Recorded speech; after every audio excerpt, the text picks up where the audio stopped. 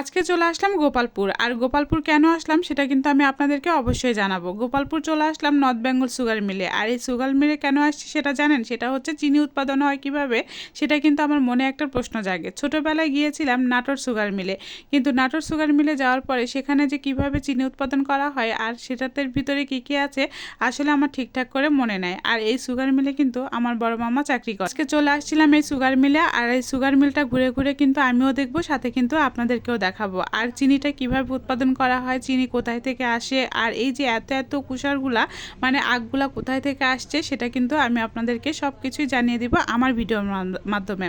তো যাই হোক, আমার ভিডিওটা দেখতে দেখতে কেউ স্কিপ করে চলে যাবেন না, সবাই কিন্তু দেখবেন। যারা যারা নর্থ বেঙ্গল সুগার মিলটা দেখেননি গোপালপুরের, তারাই কিন্তু আজকে দেখতে পাবেন। তো যাই হোক, আজকে তো চলে আসছিলাম আর এখন চলে যাবো একদম ভিতরে। এটা তো বাহিরের অংশ দেখলেন, বাহিরে এত এত বিশাল, আমি তো চিন্তা করতেছিলাম যে এর ভিতরে এত এত মেশিন কিভাবে চলে। তো যাই হোক, যখন ভিতরে ঢুকলাম এই যে সব কিছু কাজ করছিল আর কাজের মাধ্যমে কিন্তু দেখছিলাম যে কিভাবে হচ্ছিল। আর এত মেশিন দেখে আমার কেন জানি মাথা ঘুরছে যে এত এত মেশিন কোথায় দিয়ে কোথায় যে চলতেছে, আসলে আমার মাথার মধ্যে কিছুই ঢুকছিল না। আমার সুন্দর করে আমাকে সব কিছু বুঝিয়ে দিচ্ছিল। আর আমার সাথে কিন্তু আমার ছেলে, মামা এবং আমার মামাতো ভাই ছিল। আর আমার মামা কিন্তু এই সুগার মিলে চাকরি করে, এই জন্যে কিন্তু সব কিছু জানে। এবং উপরে চলে যাচ্ছিলাম, আর উপর থেকেই কিন্তু যে গুড় হয় এই গুড় থেকে কিন্তু কিভাবে চিনি চালনা করে সেগুলো কিন্তু আমি আপনাদেরকে দেখাবো। কিন্তু ওঠার সময় আমার এত এত ভয় করছিল, তাই আসলে কিন্তু ভয়ের কিছুই নাই। সবাই এত ঝটপট করে উঠে যাচ্ছিল কিন্তু আমি উঠতেই পারছিলাম না। পরে আমাকে একজন হচ্ছে বুঝিয়ে দিল যে এই যে এইভাবে চিনি উৎপাদন করা হয়। দেখেন এখানে যখন এটা পড়ছিল, টোপায় টোপায় পড়ছিল, এখান থেকে কিন্তু চিনি উৎপাদন করা হবে। আর এই যে এটাতে খেতে যে এত মিষ্টি, মানে এত সুস্বাদু এই গুড়টা, এটা দিয়ে কিন্তু পাউরুটি দিয়ে খেতেও কিন্তু অনেক মজা লাগে। যাই হোক, আমরা পাউরুটি নিয়ে আসি নাই, হালকা পাতলা কিন্তু একটু গুড় খেয়েছিলাম, একটু চিনি খেয়েছিলাম, এগুলোই। কিন্তু আমার যে খুব একটা মিষ্টি খেতে বেশি ভালোবাসি কিন্তু তাই কিন্তু না, অনেকে গুড় দিয়ে পাউরুটি খেতে খুবই পছন্দ করে। তো আজকে আমারও কিন্তু খাওয়ার কথা ছিল কিন্তু আর খাইনি। পরে যে ক্যান্টিনে বসে খেয়েছিলাম এই ভিডিওটা আমি অন্য একদিন আপনাদেরকে দেখাবো। কিন্তু আজকে আমি যে ভিডিওটা আপনাদেরকে দেখাচ্ছি অবশ্যই মনোযোগ সহকারে দেখেন, যারা যারা আপনারা আদৌ এখনও দেখেননি। আর এই যে যে মেশিনটা দেখছেন এটাতে কিন্তু খুব একটা দেখতে পাচ্ছেন না আমার মনে হয়, কিন্তু ওই যে ভিতরে যে মেশিনগুলো লড়ছে এটাতে কিন্তু যে চিনি সাদা সাদা যে জিনিসগুলো দেখতে পাচ্ছেন এটাতে হচ্ছে চিনি চালনা হচ্ছে।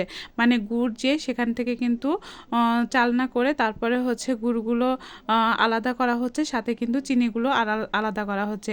একগুলো থেকে কিন্তু মোটা চিনি বের করা হচ্ছে, একগুলো থেকে কিন্তু লাল চিনি বের করা হচ্ছে, আবার চিকন চিনিও বের করা হচ্ছে।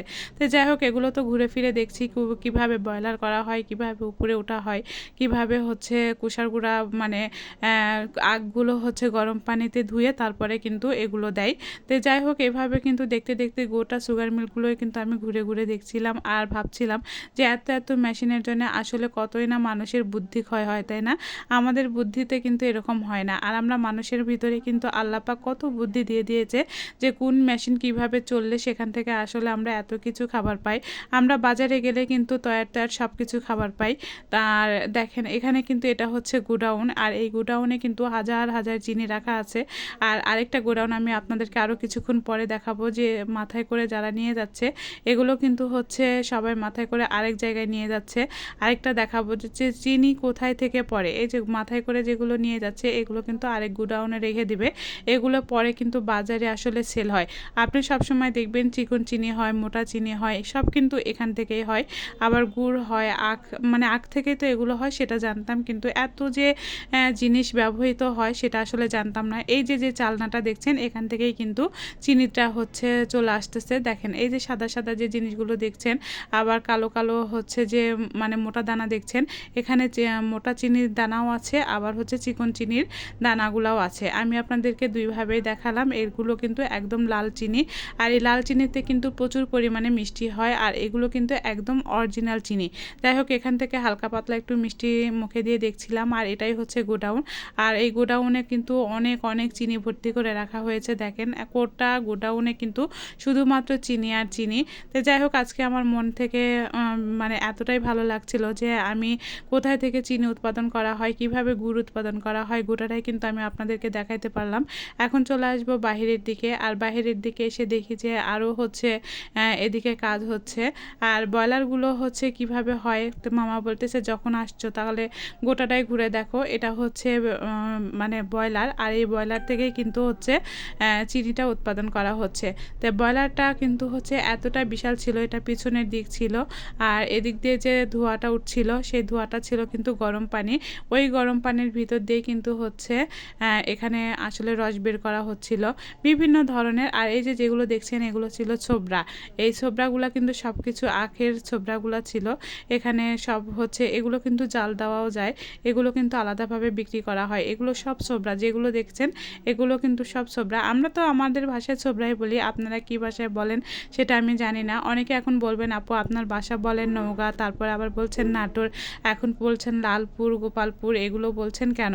তাই আমি প্রথমে বলে দিই আমার বাসা হচ্ছে শ্বশুরবাড়িতে নওগাঁ, আর মায়ের বাসা নাটোর, আর আমার নানির বাসা হচ্ছে লালপুর।